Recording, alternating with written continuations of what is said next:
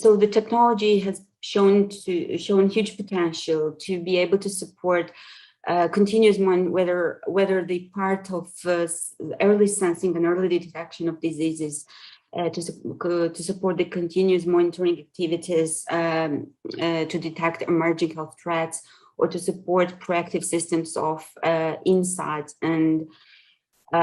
to prevent unwanted events, or to enable effective crisis response strategies and to support ongoing day-to-day efforts to protect the health of citizens and the patients. And in all this in all these efforts, of course, data plays a key role, but and COVID-19 has definitely demonstrated more than ever the value of data. But this pandemic has also highlighted the gaps and signified the urgent need for developing the capabilities for intelligent use of data, right? So we all know that the availability of health relevant data today is not really an issue. An envelope of data is available from all sorts of various sources, providing information on patient biometrics, various social determinants of health that the other speakers have already mentioned. And many other types of information, including that can be of great help, including geolocation systems to track and analyze, for example, viral spread patterns. But the key here is to develop the capabilities to move from data-rich to data-driven, and from the system of pure records to the one that can generate proactive and actionable insights to inform effective public health systems, right?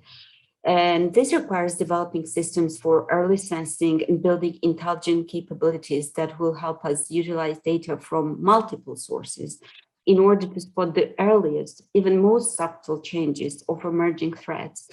especially for those threats that are epidemic prone, like the current coronavirus, but even beyond, of course. So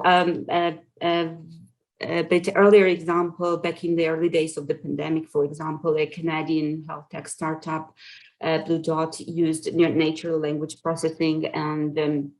machine learning to analyze data from all sorts of sources, including official public health reports, social media, airlines data, population demographics, and it spotted the cases of unusual pneumonia in China quite a few days before the World Health Organization actually declared the pandemic. So the importance of the technology and analytic systems in early detection of threats is definitely not questionable. However, even beyond that, beyond the system of insights that we see on this simplified slide, I would say, is that this pandemic has signified the critical importance of wider scale collaboration and engagement with the broader ecosystem of all stakeholders that also includes citizens and patients. And to do this,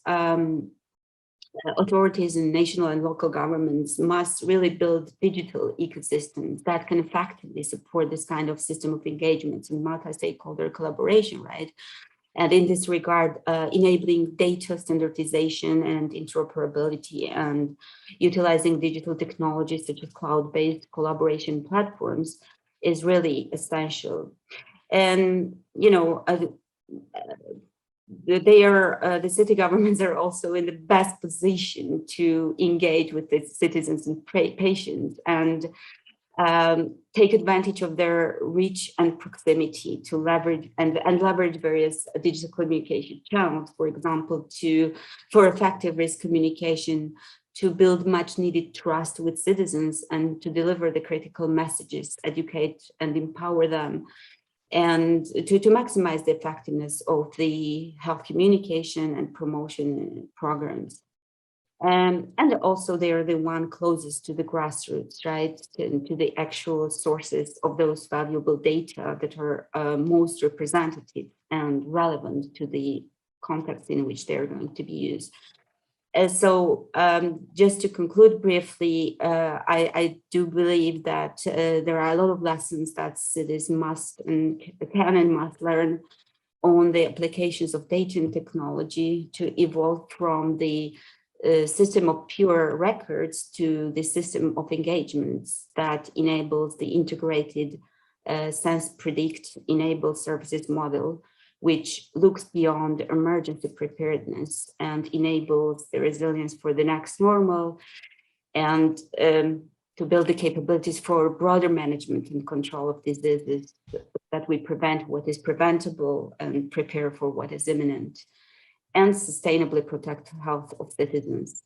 This certainly includes not only infectious diseases, but definitely the control of non-communicable diseases, especially now that we should be preparing for what we sometimes call the next pandemic of mental health crisis and chronic diseases that have been disrupted due to severe disruptions in lifestyles and chronic care services during the pandemic.